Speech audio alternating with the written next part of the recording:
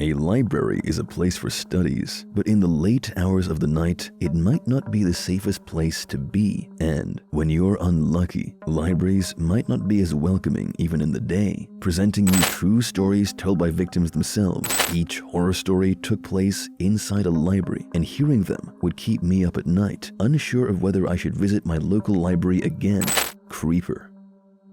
Our first story is an account of an anonymous woman. What she experienced on a Wednesday night has creeped out viewers. Let's listen to the story. I'm sharing my traumatizing incident that happened with me on a Wednesday night. I remember being at the university when I would usually take 6 courses because I was doing a double major, and doing that in 4 years meant long hours of coursework and dedicated self-study. I was up to my neck and ears with my coursework. Besides study, I was also interning that semester, so there was hardly any time to do the homework. I lived on campus, and the roommates were all too noisy and distracting. So, always seeking a quiet place, I used the campus library at night. Since it was Wednesday, I was already coming from 3 classes and my internship from the morning. The next day, I had 2 scheduled exams. It was 9 p.m. when I headed into the library. It wasn't quite as usual. Some tables were still occupied, perhaps because of the exam season. However, it got really quiet by 11. There was hardly anyone there. I had planned to study till 12, as I had 2 exams the next morning. I had seated myself on a table, placed in between 2 bookshelves. I had helped myself there, as I wanted to minimize distractions naturally. A while later, a man, who seemed to be in his late 20s, walked across my table and took a seat in a diagonal position facing me. I glanced up to meet his gaze. He smiled back at me. It was a deceptive smile, so it had made me uneasy. Ignoring him, I focused back on my laptop. To interrupt, he said hello and asked if I had taken an economics course this semester. I politely replied no. He smiled back again and was eager to crack a conversation.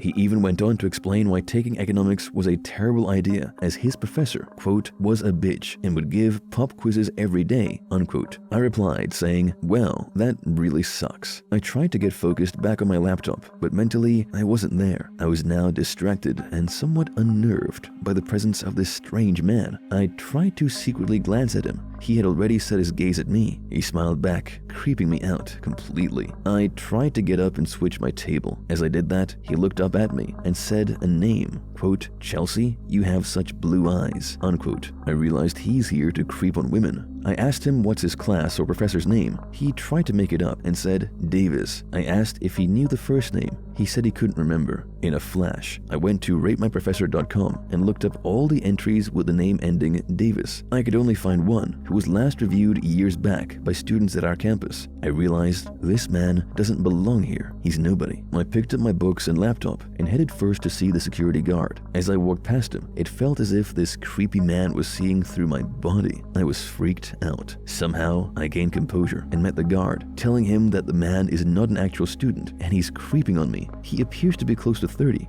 which makes it unlikely for him to study here. The guard was stern and summoned the man at once. He asked for his student ID, which of course the man could never present. He made excuses, saying he had left it in his dorm. The guard asked for the number of his dorm, and he tried to make it all up again. The security guard immediately asked the man to leave the building and also warned me to be careful when walking to my dorm. I was totally distracted. I had 2 exams the next morning, and it was close to 12 a.m. now. The creeper had wasted my time now, and I couldn't focus back anymore. I decided to leave the building and resume my studies in my room at the campus. Upon my exit, I took a path that met the entrance of my dorm building. As I started to walk on, I felt a footstep emerging right behind me. Chilled to the bone, I looked back to see no one present. Then, out of nowhere, all of a sudden, I heard thudding footsteps of someone running behind. I glanced back and was scared to hell to see the sight of the same creeper outrunning me. I tried my best to dash out of his track, but my backpack was heavy too. I was outrun by him. In a second, he grabbed me by my neck and put a hand on my mouth. I screamed as loud as I could, but it was muffled by his hand. He warned me to shut up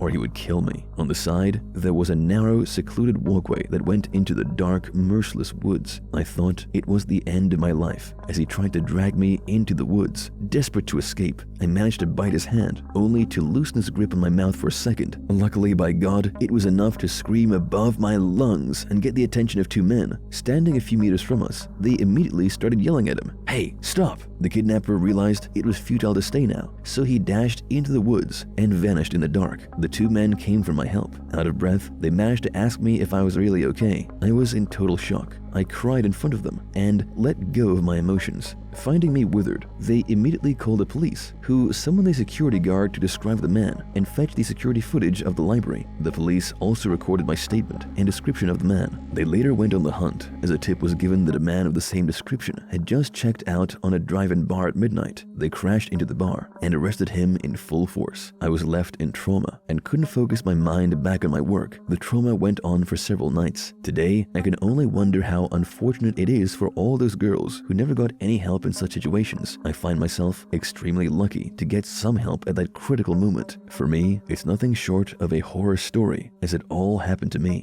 There's one more horror story that is featured in this video, but before we jump onto that, make sure to subscribe and hit the bell icon so you don't miss out on the latest updates. Peekaboo.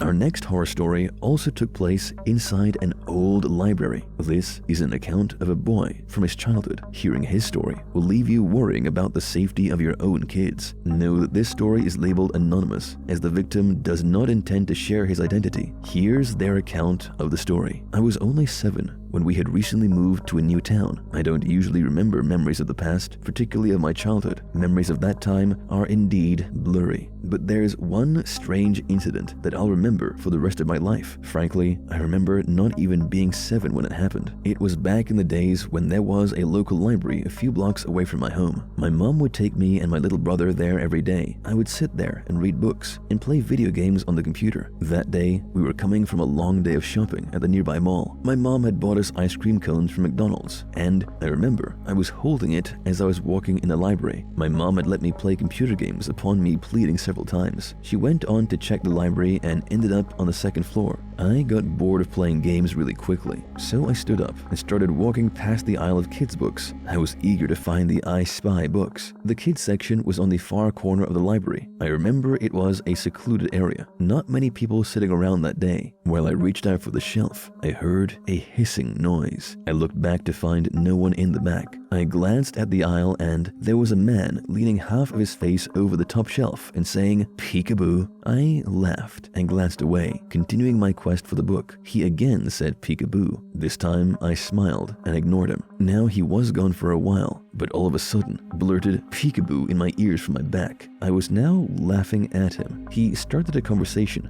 and asked me what I was looking for. I told him I wanted to read I Spy books. Lending some friendly help, he navigated me to the aisle that started with the alphabet I. In a flash, my eyes caught the sight of I Spy books resting on the middle shelf. He helped me pick up the favorite one, The Treasure Hunt. He told me that we could sit on a table around the corner and even play. I had now gotten my book, so I agreed. He asked me who was with me. I told him my mom is on another floor with my little brother. After a few minutes, the man told me there's a play area downstairs. He asked me if I would like to go there and play with him. He even told me I could take the novel with me, as there are seats for readers as well. I had never seen the playing room before, so my curiosity got the better of me. Inside the playroom, the man took my novel and asked me to play with the toys around. It was unsettling for me, as I was being forced to play. Soon, I heard the librarian calling out my name. "Liam, please come to the front. Your mother is looking for you." I told the man I got a dash because my mom is upstairs waiting for me. He said that it was time to play hide and seek. He turned off the lights, and now I was really scared. He put a hand on my shoulders, and that's when I realized that this man's intentions were not good at all. I ran, and luckily, he lost his grip and didn't try to catch me. Somehow, I peered out of the darkness into the hallway, and then found myself climbing up the stairs. The incident is truly horrifying. Every time I'm running on the stairs from the basement, I recall this traumatizing incident. When I reached upstairs, my mom was delighted to see me. I told her what had happened, and she was furious. Soon, police were given the task to search the building for the strange man, suspected to be a kidnapper.